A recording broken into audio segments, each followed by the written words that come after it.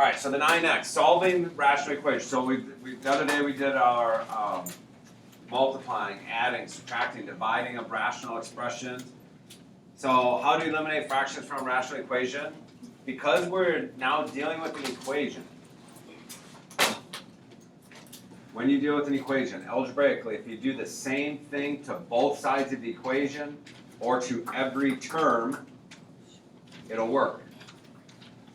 So you can multiply every term by a number, and yes, it changes the way it looks, but it doesn't change the value of the equation. So it says multiply both sides of the equation by the least common denominator.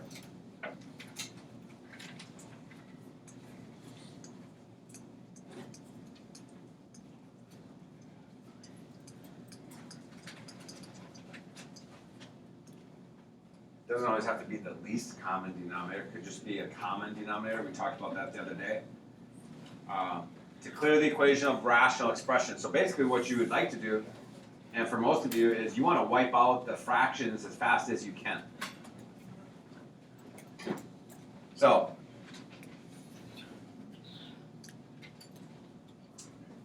we are going to solve for x.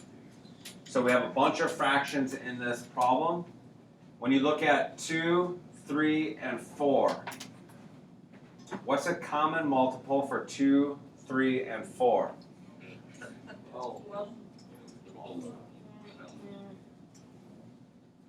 2, 4, 6, 8, 10, 12, I'm hearing.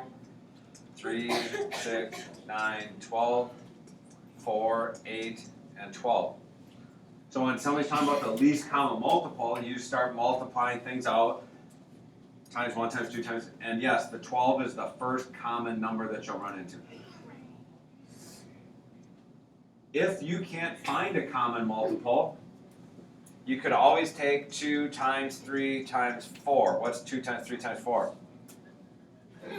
Whoa. No, that's my 4. You could also use 24, right? That's what I did set up above. If you can't find the common multiple, just multiply your denominators together, and then you know that that will be common to all three of them. But yes, 12 will make your life a little bit easier. So we're going to multiply by 12. Now this is how I do it. Whatever, let's just do this. We'll go 12, 12, 12. So if you want to put it in parentheses. Now because I'm not working with what's called an expression, I don't have to worry about a sneaky form of 1. I don't have to have 12 over 12 because I'm multiplying every term by the same number. So probably the easiest is to say, what's 12 divided by 2? 6. So I can cross off the 2 and make that a 1, cross off the 12, and you said that's 6. Right? What's 12 divided by 3? So now I'm down to a 4 there. And what's 12 divided by 4? 3. So are you just putting 12 on the top? What? I'm just multiplying the terms by 12, yes. Just multiply the terms by the number that your least common multiple. So what happens when you have a fraction with a 1 on the bottom? Do I need to write the 1 on the bottom? No. No. So what I'm left with is 6x. 4 times negative 2 is negative 8. And 3 times 3 is 9. Add the 8. And divide by 6. Yeah, how did you? So what really starts to happen is we ramp it up quickly and we're no longer dealing with the numbers. So now we have polynomials in the denominator. So this is an x. This is really x times x, and this is a 1.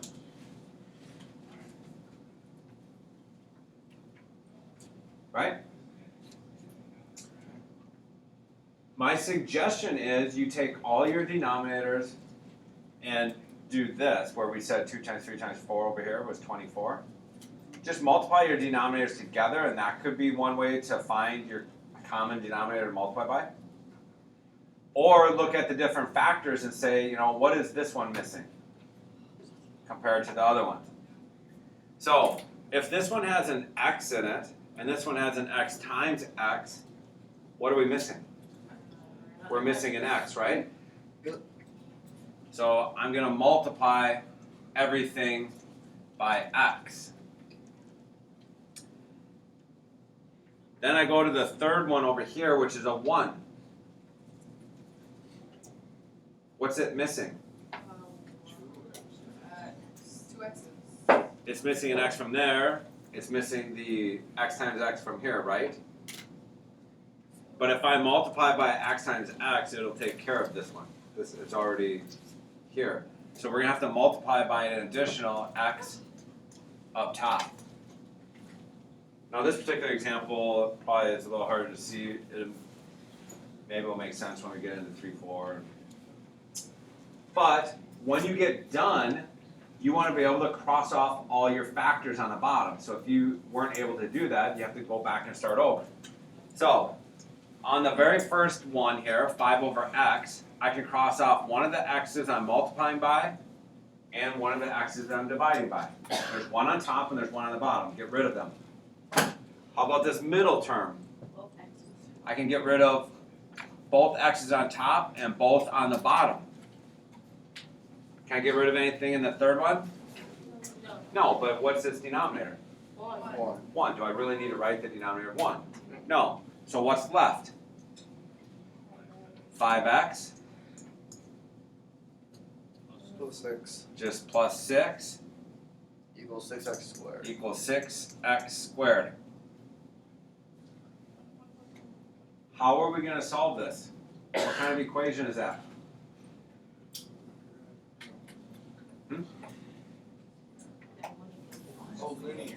Quadratic. Quadratic. So my suggestion is you take everything over towards your x squared. I've told you before, I prefer to have my x squared term to be positive.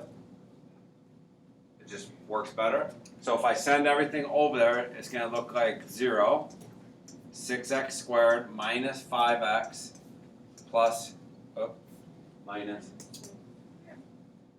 6. So I'm going to pause for a second. I want you guys to solve that one. How do you solve it? There's the answer. This would be your A. This would be your B. This would be your C. You throw it in there. Let's go ahead and just get the decimal. Some of you might have written down negative 2/3 and 3/2 if you left it as a reduced fraction. But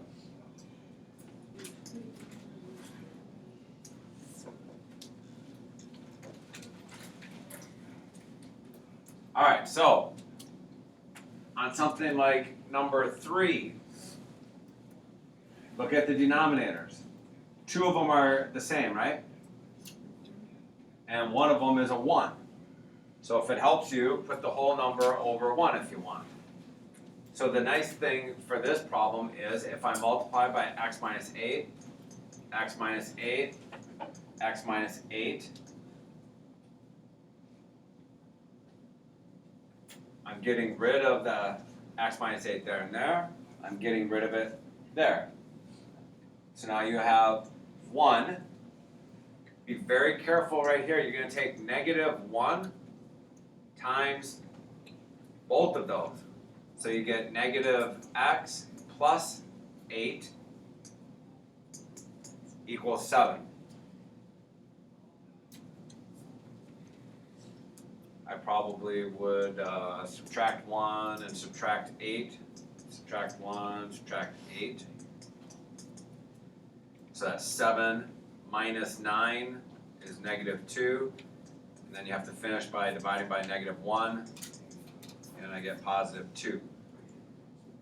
Now in all of these answers, you can take this 2, plug it back in to make sure that it's working. That's the beauty of algebra and mathematics. You can take your answers and plug them back in. So you should plug it in, and you end up with 1 over negative 2. You end up with 7 over negative 2.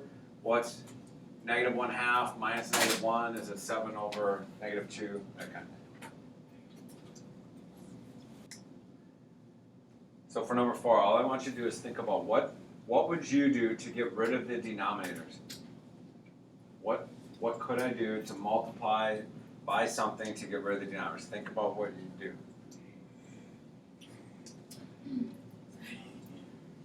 One of the things that we're going to ask you to do is to take that first denominator, it's x squared plus 2x. It's some sort of quadratic, some sort of polynomial. What can you do to factor it into smaller pieces? Anybody know?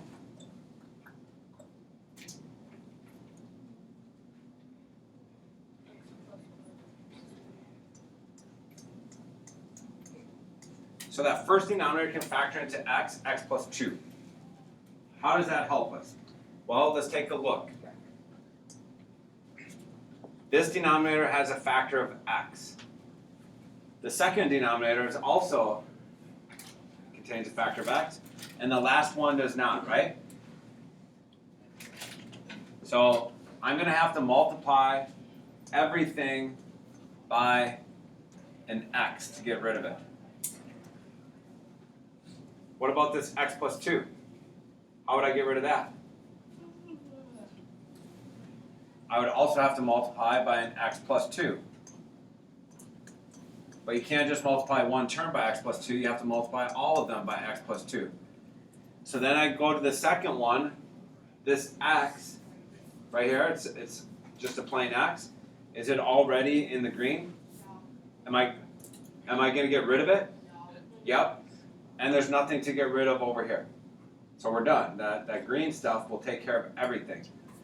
So on that first term, you can cross off everything. In the second term, you can only get rid of the x. And in the third term, you actually don't get rid of anything. So what you're going to have is 1. This one, you're going to have x plus 2 times x minus 1. You're going to have to multiply those two together. There's a green x plus 2 and the x minus 1 that was in the original. And then at the end, it's just everything times 1. So you're going to have to multiply x plus 2. So I'm going to pause it there. You're going to be able to multiply this stuff out. You might be a little bit nervous about what's happening, but some of the stuff will cancel easier than you think, and you'll be able to solve it.